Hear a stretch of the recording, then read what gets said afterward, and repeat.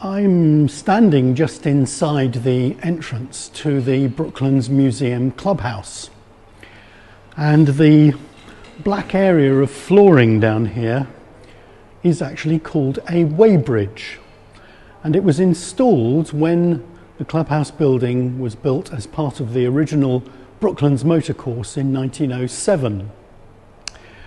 The clubhouse was originally called the weighing block, soon changed to the official block, and it only got its rather more user-friendly name of clubhouse in the 1920s. The term weighing block was borrowed from horse racing practice and reflected one of the building's early functions, that of weighing every car before each race in order to establish a form of handicapping.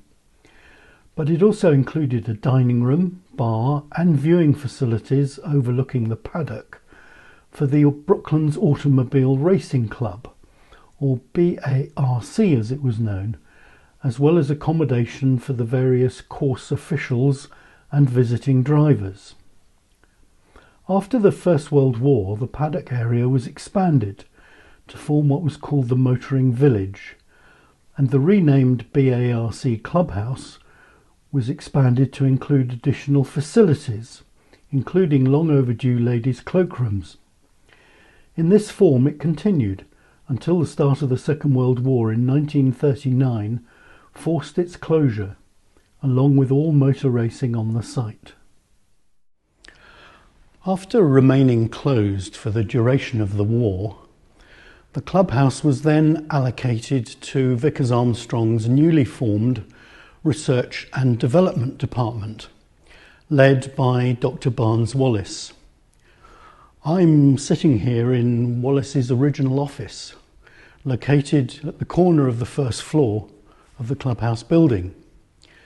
From here, Dr. Wallace and his team developed advanced ideas on long-range and high-speed flight until his retirement and the subsequent closure of the R&D department in 1971. The clubhouse then became the base for the British Aircraft Corporation Film Unit, which retained it until British Aerospace, as BAC had become, sold this northeast section of the Brooklands site to tobacco company Gallagher Limited in 1984. Gallagher's used part of Members Hill to build its new offices, but refurbished the clubhouse and leased it and the remainder of the site to Elmbridge Borough Council for use as a museum.